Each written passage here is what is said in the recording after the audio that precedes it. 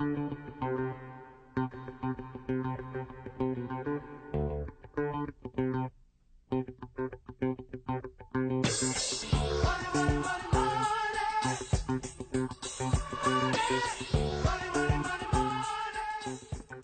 decades of working for your life savings, could it be at risk from the nature of the currency itself?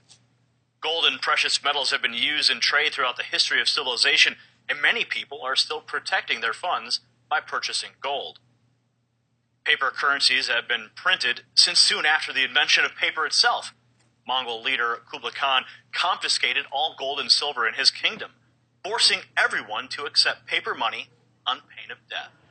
Paper currencies printed in vast quantities led to the collapse of the Persian economies in 1294 and China around 1450.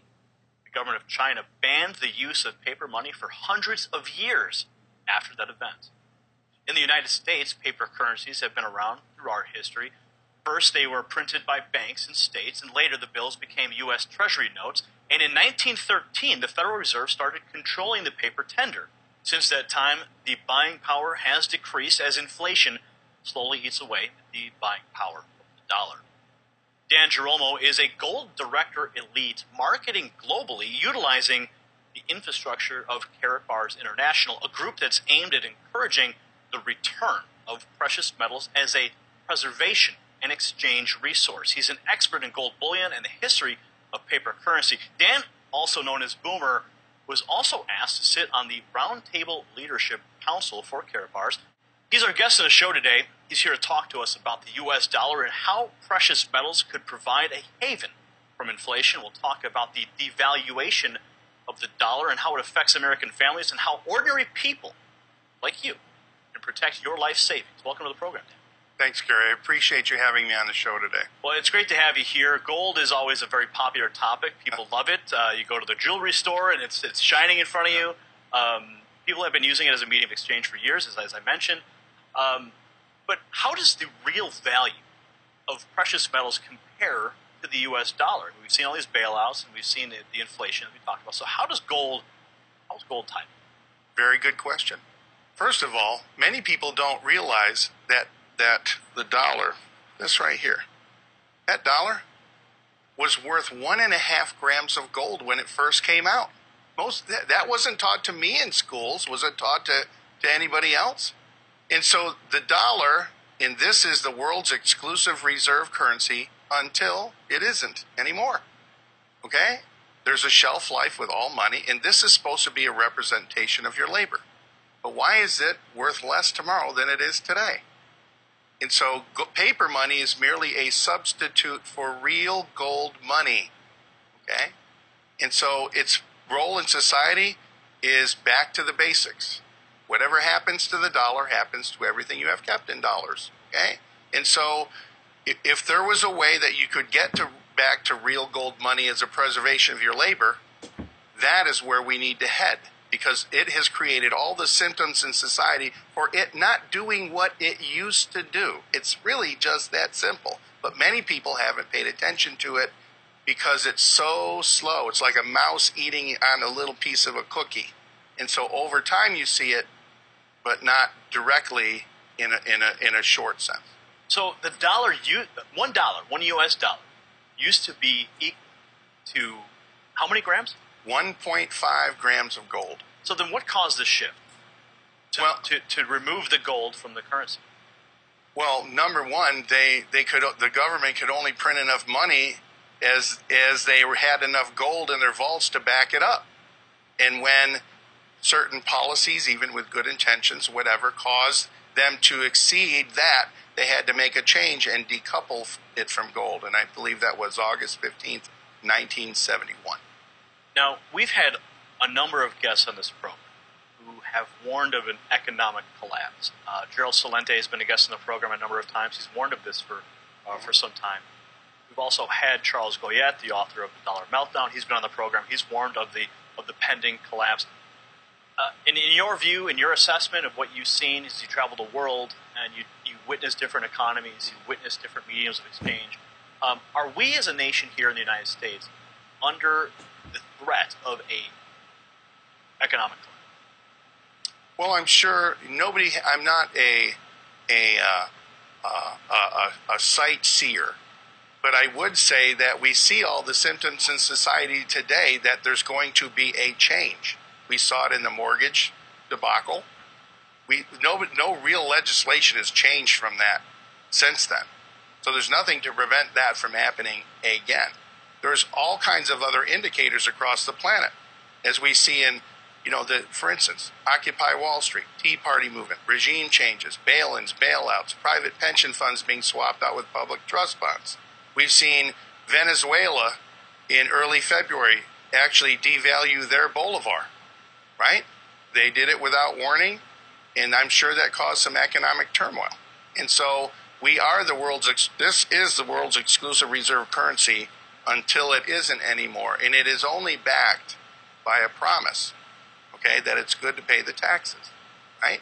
And they can continue to leverage it as long as somebody wants to buy your debt. Well, what if somebody doesn't want to buy your debt anymore? That is going to come a time when there's going to be some changes. I do not know what they're going to look like here or in another country. But as the dollar goes, do many other currencies go? Now, in the Great Depression, the collapse that took place there, if you look at a chart, you can see the stock market is a little pimple compared to where we are today. Do you believe we're on the edge of a super bubble? In my opinion, yes.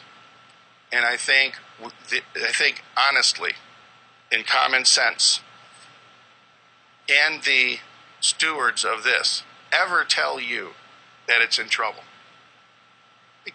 Logically, in common sense, they can't, because the confidence in it has to stay high. But we're seeing different things like MIRAs and all the different aspects. Even in cities in California, they're taking the city pension funds and they're swapping them out with public trust bonds. Hard assets swapped out with public trust bonds, IOUs, to extend it. And so we're witnessing some things we haven't seen before, mainly because they've occurred before, but nobody's old enough to have lived through many of those changes, maybe in some countries, but not here. Now, you're constantly referencing the U.S. dollar. Let's talk about the gold. Let's talk about real, tangible gold. Could a metal like gold lose its value if a sizable mine perhaps is discovered or large investors decide that they're going to sell off their assets? Well, that's a good point. You see, one thing unique about gold is its attributes that come with that particular metal. It doesn't rust. It doesn't rot. It's always equal to the task it takes to extract it, even if a sizable amount is found. You still have to extract it. And so the market determines what that's worth, but many times it's manipulated by the price of paper gold, not the same as physical metal. The price of gold may go up and down, but the physical buying power of the metal has never changed. It's always been stable. What an ounce of gold will buy today would buy it 100 years ago. Okay, it still translates. You can still buy those things in society. The dollar, no. For instance, $100,000 in cash in 1932 is only worth the buying power of $2,000 today. $100,000 in gold in 1932 is worth almost $4.5 million in buying power today. Which one would you rather have backing up your savings? Right? So, who's profiting? Who's profiting when the purchasing power of the dollar declines or the gold markets are manipulated? Well, all you have to do is follow the money. Just follow the money.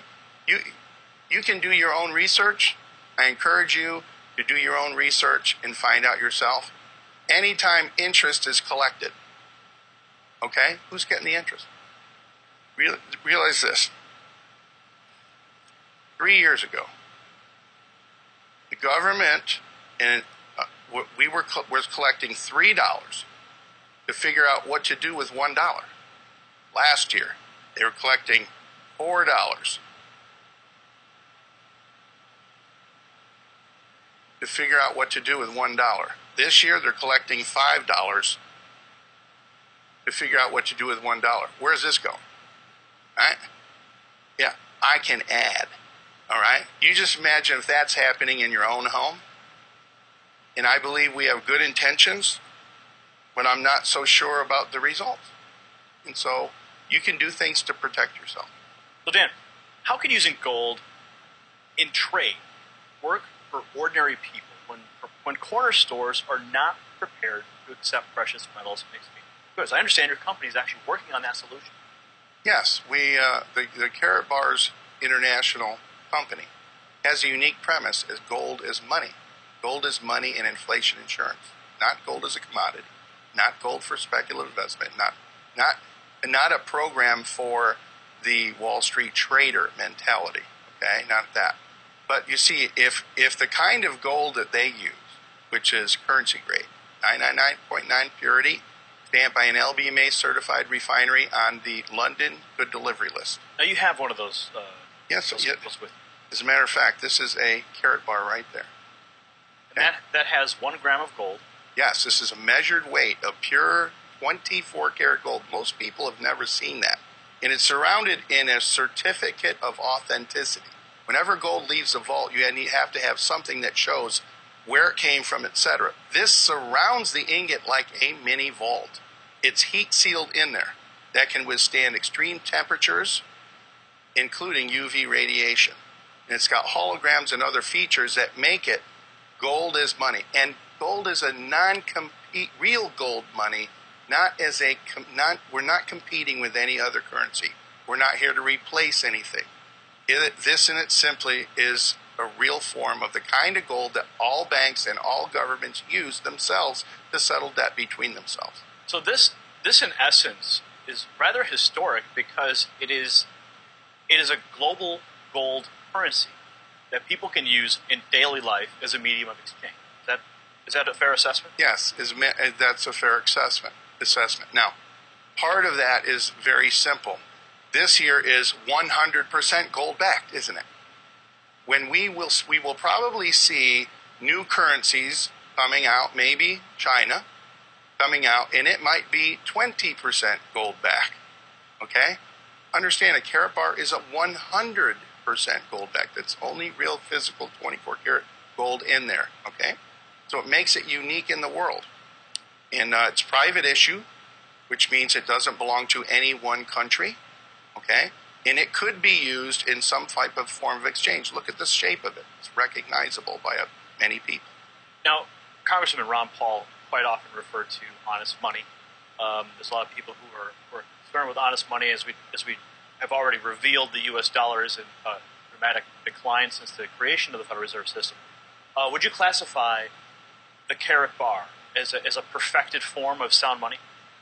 I would say it's as close as possible to that. Why? It's nothing fiat. There's nothing printed out of thin air. There's no credit involved with it, right? And there's no fractional lending. Like when you give $1 to the bank, they can loan out 9 more, and they collect 9 times the interest, okay? And so for this, it is only real value exchange, which the term exchange value will become extremely apparent as we watch in different places changes in the global money. See, it's not opinion. It's math. Just do the math and follow the money. So people can use those to trade their fiat paper for gold, but they could also use them as the medium of exchange. And we were just about to get into that. Explain how that whole structure works. Well, you see, paper money is just a representation of the labor that you gave to somebody else. Okay? Credit is money you haven't earned yet. You haven't given the labor yet, right? And some of that is being used as a tool. But as you use credit or you use digital fractional lending, what the banks do, what happens is that it causes inflation in what you do. When actuality, the paper money was designed to be a means of exchange anywhere. You want this guy wants to sell that to you. How do you get that exchange? We're familiar with paper money. One thing was very interesting when I went into Toronto, Canada, and most people haven't experienced this. I went to go buy something from a hotel gift shop. The owner said, "How would you like to pay for that?" Canadian dollars, American dollars, pounds, euros, or yuan? Which one? Wow. I have never experienced that before that, which got to be thinking. They might say, or Karatbar. So how would then a retailer, when this is fully implemented, accept it? Isn't there a smartphone system in place? It's almost like if you would, a digital Bitcoin backed by gold sort of thing? Well, Bitcoin's a totally different phenomenon because there's nothing tangible. The company only deals with real physical metals. Nothing else except that. We only use the same kind of gold that all banks and governments already use to settle debt. Okay. For example, if a retailer had a Karatbars account, yes, and a Karatbars account holder decided to go to that retailer, yes, they could, in essence, transfer gold between each other simply because they're both account holders with the same company using the digital medium? That is a project that the company is working on. We are not quite there yet, but there's nothing to preclude anybody from exchanging what they want to somebody who was willing to take this. I think the big picture of our company in the future is that. K-exchange. Yes, where you see the exchange value, okay? Where somebody who has something is willing to exchange it for Karatbars gold, which is unique. See, this, as gold as money, looks the same in any country. It's uniform. And so Karatbars also has a plan that creates an honest money system, free of inflation. Okay, and so you could exchange this in a physical form for somebody that was willing to take this. And so you'll see these on windows of cash registers and in the windows of merchants, okay, and for exchange. Now, you still would pay the sales tax on the exchange. We are not here to take the tax base on a sale away from any government. We want to be good for governments. We want to be an alternative economic commerce mechanism to allow the movement of goods and services through society when the paper money obviously is going to have times when it's going to have trouble. So as long as the tax base can be collected from the exchange, we're good for countries. We're good for governments. Because if the expenses go up and the bottom line goes down for a merchant, he has to decide, is he going to close the doors or is he going to borrow more money to try and go through it? And so as long as the commerce can be collected, and it's good for him to continue to move goods and services, and the country collects the sales tax base, the country's going to like us. We're going to be the pressure release valve in times when the paper money logically and mathematically is going to have some challenges. We want to be good for country. Well, let's talk about families now. Yeah. Okay, we've established that merchants can take advantage of this, and as I mentioned, if a Karatbar account holder has gold in their vault, that they could go to that merchant. Yeah. So if a family or an individual would like to get their gold, if they want to start trading their paper for gold, for Karatbars, so that they could either save for themselves or use it in a retail K-exchange, how would someone go about doing that? They can set up an account for no cost, no maintenance fees, and get a self-managed protected software website with no website fees. There's no obligatory commitments to that other than that you have your own account, okay, and you follow the terms and conditions of the company, okay. And so they can save as little bit, they can save periodically, they can set it and forget it, dollar cost averaging accounts. And the more, I honestly believe that every family should save. I mean, we need to teach our children to save again. One significant thing this company's doing, it's offering us to teach by example our children to save again. They spend every penny that they get. And so we need 2 generations ago, we didn't do that. We need to bring back common sense about saving. And you cannot save in paper. How do you save money? You make sure it's not made out of paper. So with Karatbars International, your company is offering the ability to establish, first, a gold bullion savings plan. That's exactly correct. So when people are putting money into the bank, they're putting paper into the bank, what happens there as opposed to when you're creating a gold bullion savings account? Well, understand, we only deal in physical metal. You go to your bank and you put money in it, go try and get the money out. It's not there. They use it and lend it out somewhere else. That's how they make money. That's why banks are always the biggest building in every city. Okay?